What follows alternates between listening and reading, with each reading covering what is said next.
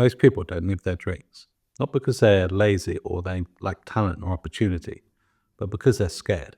They're scared of failing, they're scared of being judged, or scared of losing what they already have. I know this because I spent most of my adulthood living like this. But here's the thing, most people don't realize that fear is not real. It's just a thought. And thoughts are far more powerful than we've been led to believe, because they don't just stay in our head, they create our reality. Every hesitation, every moment you've taught yourself out of trying, every time you've stayed in your comfort zone, instead of reaching for something bigger, it's all started with a thought. And if your thoughts are constantly shaped by fear, your world will become smaller and smaller until it is little more than a cage you've built with your own mind. But the great thing is that if fear is just a thought, then thoughts can change. When you change your thoughts, your reality changes. Okay, so here's a question. What is fear really? It's not some external monster lurking in the corner. It's a mental construct, a thought that you are having about what might happen. Maybe you'll fail, maybe you'll be embarrassed, maybe it'll all go wrong. But notice a common thread. None of these things have actually happened. They're just stories you're telling yourself. And yet these stories feel real. They paralyze you, convince you to stay still, and whisper that safety lies in doing nothing at all. But let's just break this down. Thoughts are not facts. Thoughts are not inevitable outcomes. Thoughts are just thoughts. And as I said, your thoughts create your reality. If you let fear-based thoughts dominate your mind, your life will follow that script. Fear doesn't just hold you back, it actively shapes the world you live in. Imagine someone who believes they're always failing at new things. That thought shapes their reality. They hesitate, they don't give their full effort, and when things inevitably fall short, they point back to the thought. See, I knew I'd fail. But is that fate or a self-fulfilling prophecy? Remember, fear is just a thought, and thoughts can change. So most fear isn't about the present, it's about the past. Maybe you failed before, maybe you were embarrassed, or maybe you hurt someone. Your mind holds on to these moments like a bad movie, replaying on a loop. But here's the truth, while the past and the future are in existence, the only place you can experience is the now, and the present is the only place where change can occur. What happened before doesn't automatically dictate what happens next unless you let it. Let's just think about some common examples. You applied for a job but you didn't get it. Does this mean that you'll never get a job? You started a business and it failed. Does this mean that every future business will fail? Of course not. But if you think it does, then it will, because your actions will align with that belief. The past has no power over your future unless you give it power. Every moment is a clean slate, a fresh start. The only question is, what will you think next? When you understand this, that fear is just a thought and the past doesn't have to predict the future, suddenly fear has nothing left to stand on. See, most people believe that their thoughts don't matter, so they dismiss their self-talk as harmless background noise. But in truth, your self-talk is not harmless. It's the outline of your reality.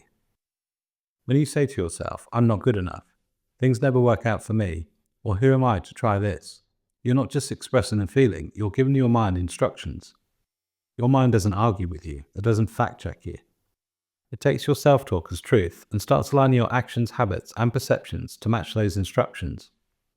So if your inner dialogue is dominated by fear, doubt, and limitations, your reality will start to reflect those same themes. Your mind is always listening, always building your world based on the words you repeat most often.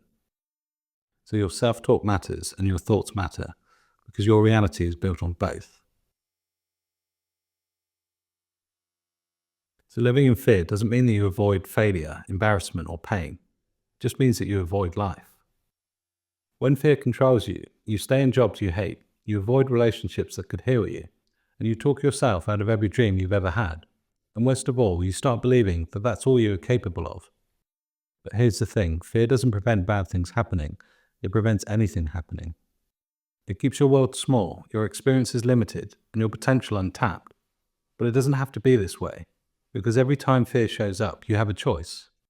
Believe the thought and stay still, or challenge the thought and move forward.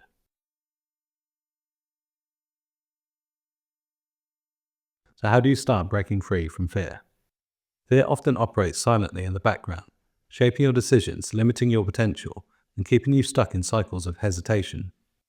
So here's a practical route to overcoming fear and transforming your reality. So your fear will thrive on unconscious patterns. Start becoming an observer of your mind. Notice when fear-based thoughts arise. Are they triggered by a particular event, person, or memory? Don't judge yourself for having those thoughts. That only amplifies their power. Instead, gently acknowledge them. Awareness is the first step towards change.